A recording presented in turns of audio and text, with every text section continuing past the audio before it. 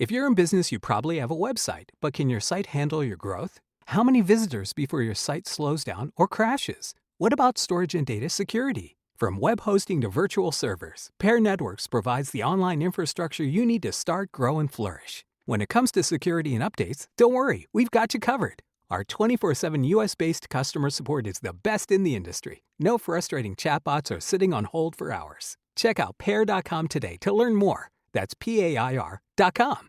Learning Spanish for Beginners podcast, session 14. Shortcuts to talk about the past in Spanish.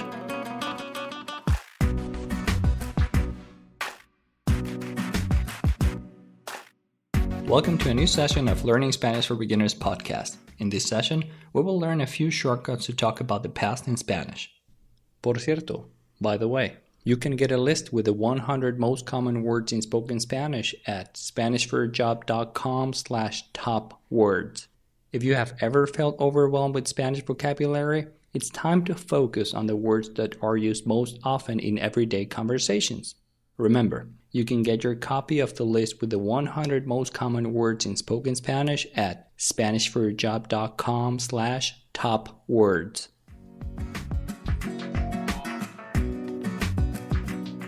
One shortcut to talk about the past in Spanish. Today we will learn how to use antes before a verb in infinitive.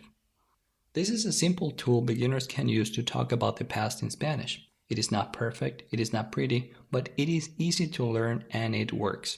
It is one of the easiest ways to talk about the past in Spanish without having to learn several conjugations. It is simple. You only have to add the word before in Spanish, which is antes, between a personal pronoun and a verb in infinitive. Let's see a few examples to see how it works. Yo antes comer. I eat before. Yo antes comer. These can be used to express the idea I ate. Yo antes vivir en Canadá. I live in Canada before. Yo antes vivir en Canadá. It can be used to express the idea I lived in Canada. Yo antes visitar Francia. I visited France before. Yo antes visitar Francia. This phrase can be used to express the idea I visited France. Yo beber café antes. I drank coffee before.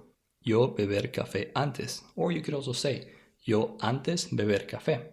These can be used to express the idea I drank coffee earlier. Now, let's look at a few examples with additional variations. Let's imagine you had lunch an hour ago and someone asks you if you would like to eat something at a restaurant. A simple way to answer could be, no gracias, yo comer antes. No thank you, I ate before.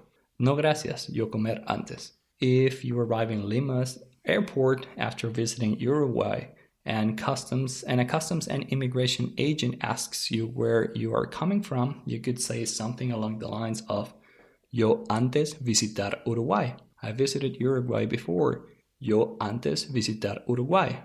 If you meet a new friend in Mexico and he asks you where you lived before, you could answer by saying, yo antes vivir en California. I lived in California before. Yo antes vivir en California. Although these sentences are not perfect in terms of traditional grammar, native Spanish speakers can understand them without a problem.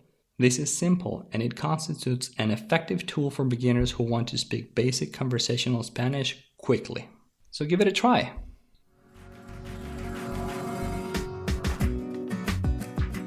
If you would like to learn how to talk about the past easily without having to memorize lots of conjugations, you can visit SpanishForYourJob.com/past, where you will find a complete guide to talk about the past in Spanish without having to struggle with the preterite conjugations.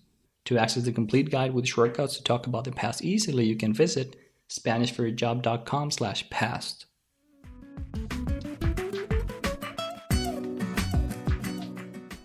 That's all for now. If you would like to review a text version of these contents, you can access a PDF transcript of this session at learningspanishforbeginners.com/14.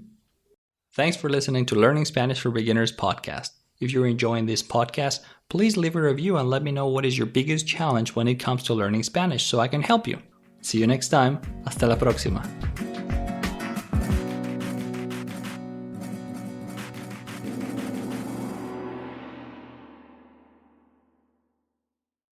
There's a place in the Blue Ridge Mountains where a designated American viticultural area produces wines as unforgettable as the views. To learn more about the crest of the Blue Ridge wine country, click this banner and find your mountain moments in Hendersonville, North Carolina.